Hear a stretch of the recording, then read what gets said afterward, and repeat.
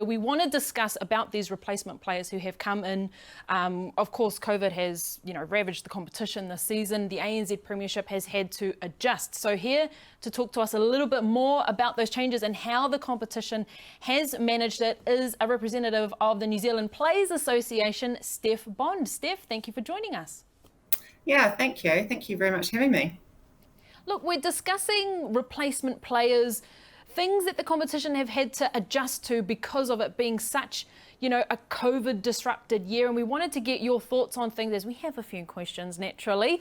Look, do you think that the competition is starting to perhaps play its toll physically on players? I think absolutely it is. There's no doubt that we're now in a position where we have a number of games back to back with only a few weeks to go in the competition. I think we always knew we'd be at this position, but it probably isn't until you actually get into it that you actually understand how much impact and I guess load and how it's going to, how players are going to really react to it. And I think we've seen a couple of injuries in the last few games, and so it's a real challenge, and it's a real challenge for the players, but it's also a real challenge for the management and everyone else who has to commit to these back-to-back games. So we knew what we were heading into, but I'm not sure we quite knew what it was going to be like and really what the next couple of weeks might hold. Of the 12 games left, Steph, 5 of them the Steel are playing. In this kind of situation, are you needing to provide more assistance, particularly to the Steel or a team that's been in this situation at one moment of time? Yes, I think the Steel always get a rough end of the deal, to be honest. I know when we had them at Auckland Netball Centre during the lockdown COVID last year, they did the most travelling out of any team. So they are pretty resilient down there, to be fair, but we absolutely need to be making sure that their travel, their recovery, they've got enough support around them if they feel like they can't actually handle what's happening. That's really important. So having really open communication and being transparent, and the players just being really open about how they're feeling and how their bodies are handling it is going to be very, very important in the next couple of weeks, especially in the lead into the Commonwealth Games. We don't want any more injuries. Now, Steph, we've seen replacement players come in, obviously, and some playing for multiple teams. But how does that work in regards to you, in regards to contracts, payments, and all that kind of stuff that we don't really know about? Yeah, at the start of the season, actually, we looked at the impact that COVID was having, and we realised that teams were going to have more players coming in and out of the environment more frequently. So what we actually did is we put together a replacement player pool. And so anyone who's not contracted to a team at the moment can be part of that pool. So any NNL player or anyone is sitting in and around, as you'd know, Storm, you're probably one of those. And basically what it meant is any of those players could be called upon at any time to play for any team. And as we've seen Liana play back-to-back in the weekend with 2 different teams, we just had to adapt this year, and that's pretty much what we did. We also made a short-term contract so players could come in just for 3 days to play for a team and then go to another team.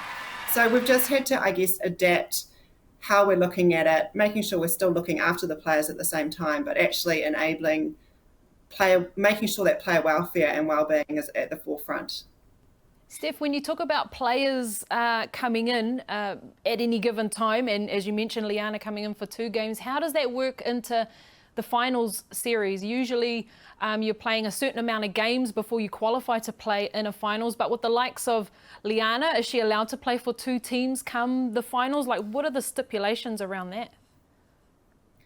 Yeah, that's actually a very good question that we probably haven't even thought about, to be perfectly honest with you, and something that we might need to, because you do normally have to play a couple of games for each team before you can actually make the semi-finals and finals. So it's something we probably need to nail down with Netball New Zealand in terms of the rules. We have taken away the capture rules, so you can't get captured by a team now if you play for them for 2 games. Usually, if you played for a team for 2 games and you were with that team. So that has been taken away, but it's something we probably need to think about, to be honest, for the finals. What has the sort of reaction been from other coaches and team members working at the Players Association? Have you had coaches come in and kick up a fuss about, the likes of me or Liana coming back, or is everyone just on board given the situation we're in? Oh, Storm, that's a bit personal, isn't it? I think, to be honest with you, as you know, it's always challenging with replacement players coming into any environment. And I think it's all about open and honest conversations. You've got to keep the opportunities open for your young ones. You've got to get them to understand where the coach is coming from, what's best for the team. There's pros and cons of bringing back experienced players, Storm, in terms of bringing their experience back into the environment, but also I think keeping those younger players on board, because they are our future and they are the ones that are going to be there in years to come. So I think it's making sure that we actually create an environment where they still feel happy that we're bringing in other players, but they're also being able to keep getting opportunities on the court. Steph, in your opinion, how has Netball New Zealand and ANZ and all the franchises managed COVID? And if you were to give it a rating out of 10? Well, you're putting me on the spot this morning. I think, to be fair, it's been a bit of a process and we've all been learning. At the start of the season, there have been some things that we probably didn't do well. We haven't done return to play well from the start, but we've learnt what has gone wrong and we've changed. Same with postponements. We've learnt what has happened and what we now need to assess moving forward to make sure that actually we're looking after the whole person and the whole team to make sure postponements fit within the season.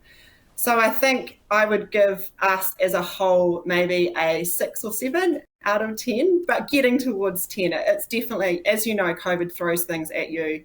We never knew that we were going to have this many postponements, to be honest. So it's just about actually having to adapt every week and change what we're doing.